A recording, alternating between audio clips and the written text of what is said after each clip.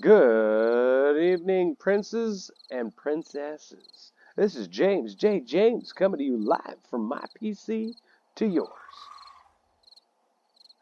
All right, this is the 7th episode of the POI raiding. This building right here is the 7th building we're going to raid. With that being said, after we raid this and this video goes live, you guys, as the people, will have to vote on which POI you want me to hold down for tonight.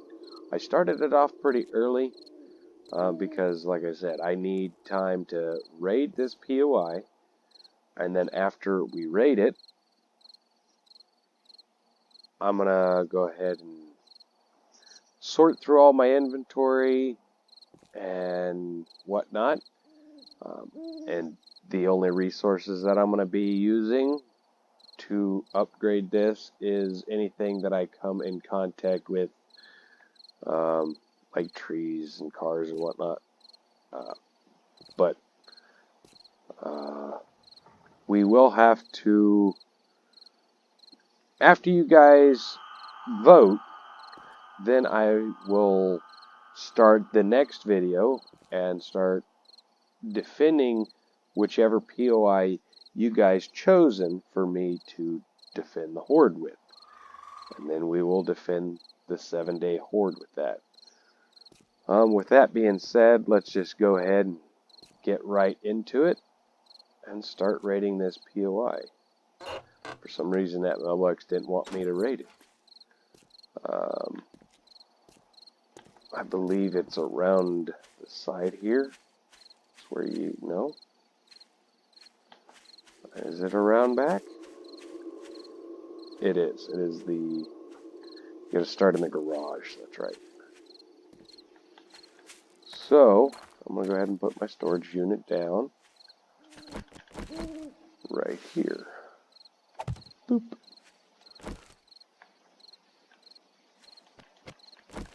And we're gonna go ahead and start raiding this right now.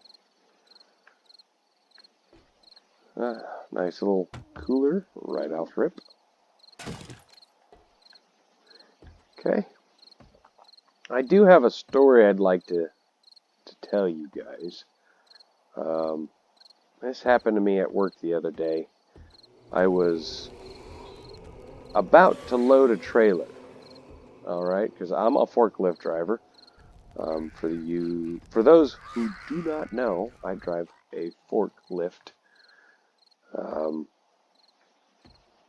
But yeah, the guy backed up into the dock, and I went to go put the dock plate down, had it down.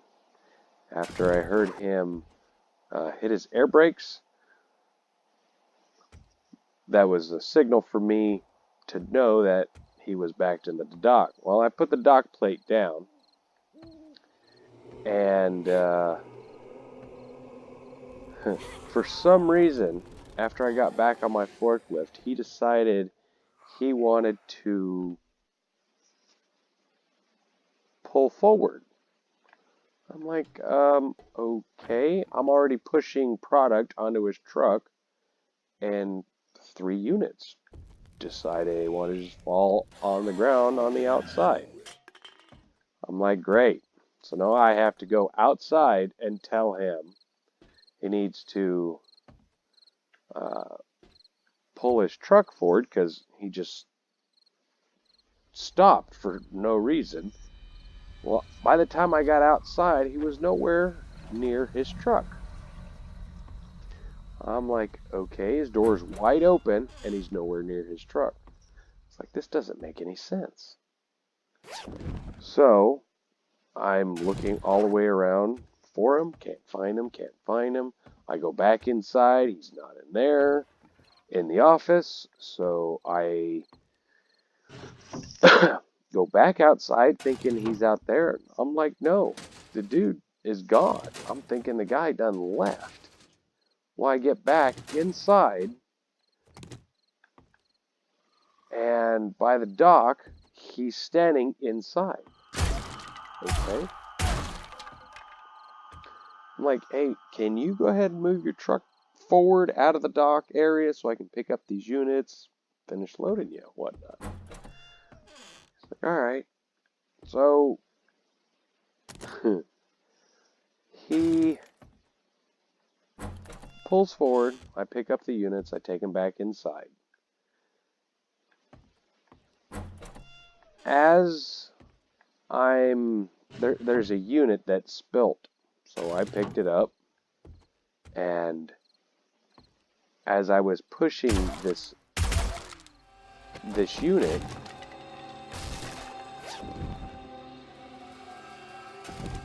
as I'm pushing this unit up to the dock door, I set it off to the side, and when it's raining, by the way, I set it off to the side. I back out, and I go to go around it. Well, as I'm about to go around,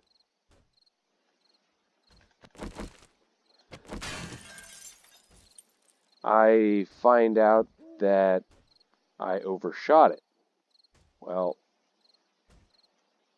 as I'm overshooting it, I get stuck in the mud. And I'm like, oh, this is just fantastic now, isn't it? So I have to go get another forklift driver to help me get out, because I'm stuck. And when he comes out to help me, he gets stuck. Also in the mud. No big deal. We get him unstuck, and I finally get unstuck. I went ahead and loaded him, finished loading him, sent him on his way. He comes back in a few days ago. He remembers me because of everything that just happened. He said he told his dad and everything. Cool. Just tell the entire world, why don't you? As I'm doing right now. No big deal. So he tells his dad, I give him his new dock doors to go back in. Oh, man. This guy. Apparently he was so frazzled. I gave him a dock door. He couldn't get into it. He was not in the right angle for trying to back up. And he keeps backing into a trailer. Not actually damaging the trailer or anything, he just keeps backing into it. So I go outside to see if I can do anything to help. And he's like, oh man, this day couldn't get any worse. Oh, so we sit there and we smoke a cigarette. Why I try to calm him down from him just exasperating himself trying to back into a dock. And finally, somebody that was in another dock had moved out of it, and I told him to go ahead and back into the other one because it was a lot easier to back into it. But I tell you, those 2 days of him coming in, I've spent more time with one random driver than I have with any other driver the entire time I've worked there. I've talked to this one particular driver more times than I actually care for. I mean, I'm not saying he's a bad guy or all, but he's a good guy. Oh man, it's one of those weeks, I tell you. No big deal. Hopefully I didn't ramble on too much and you guys enjoyed that story as much as I enjoyed. Well, I actually didn't enjoy the time that him and I have spent together because, I mean, it is a bunch of laughing and whatnot, but it's just irritating to know that I'm like, oh man, why would you decide that you wanted to back into the dock, and then after you've hit your air brakes, to leave the dock. And I asked him that, and he said, well, I had put my tandems all the way to my tandems. Is when you look at a trailer, you got the back wheel, and they're a good 4, 5, 6 feet from the end of the trailer. Well, by him putting his tandems all the way to the back, moves his wheels from, like I said, about 6 feet from the back of the trailer to the actual back of the trailer. I don't know if anybody's ever seen that before, but... Ooh, hello, and goodbye. I don't know if anybody's seen that or not, but if you have, you know what I'm talking about. Well, he said, I just remembered I have to put my tandems in the back, so I was going to pull forward, put them to the back, and then back in. And, and that's when everything fell apart. That's when he had units on his truck, he had units on the ground, he had units still inside the building. I'm like, oh my goodness, it's just... He's like, yeah, I'll remember next time as soon as I hit my air brakes not to go any further than that. I'm like, that would be so much help, and I'd appreciate it so very much. But all in all, like I said, it's over and done with. I laughed about it, he laughed about it, and we're at the end of the POI. Here's the good loot. Anything good at all? Oh, we still got to go upstairs into the garage. Nice repair kit.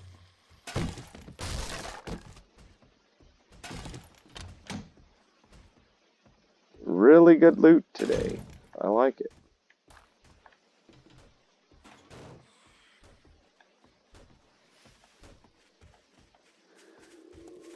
And now we're in the garage.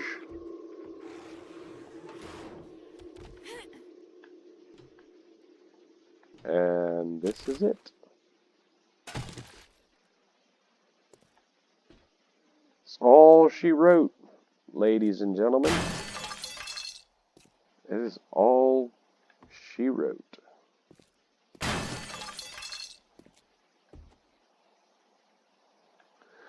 Well, I hope you guys enjoyed this. Yeah, that was a pretty easy POI.